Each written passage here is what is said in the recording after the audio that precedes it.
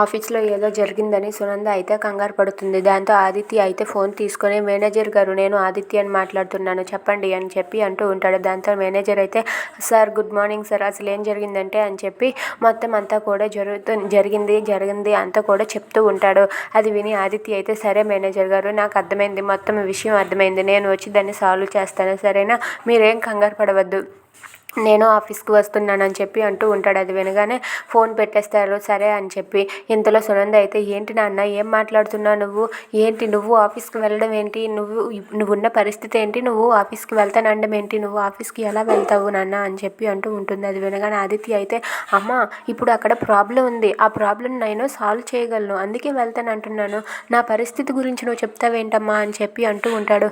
లేదు నాన్న, ఇప్పుడు నువ్వు ఉన్న పరిస్థితుల్లో నువ్వు ఆఫీస్కి వెళ్ళడానికి వీల్లేదు, నేను వెళ్ళనివ్వను అని చెప్పి అంటుంది. అది వినగానే ఆదిత్య అయితే, ఏం మాట్లాడుతున్నావమ్మా, నువ్వు ఒక అమ్మగా కాదు, ఒక ఆఫీస్కి లీడర్గా ఆలోచించమ్మా, ఆఫీస్ అక్కడ చిక్కుల్లో ఉంది, నేను దాన్ని విడిపించాలి, నేనే వెళ్ళి విడిపించగలను, నేను వెళ్తానమ్మా అంటే ఆ సునంద మాత్రం ఎట్టి పరిస్థితుల్లో నువ్వు ఆఫీస్కి వెళ్ళడానికి వీల్లేదు, నువ్వు ఆఫీస్కి వెళ్తే నేను ఒప్పుకోను అని చెప్పి అంటుంది. అది విని ఆదిత్య అయితే చాలా బాధపడతాడు. Please subscribe our channel.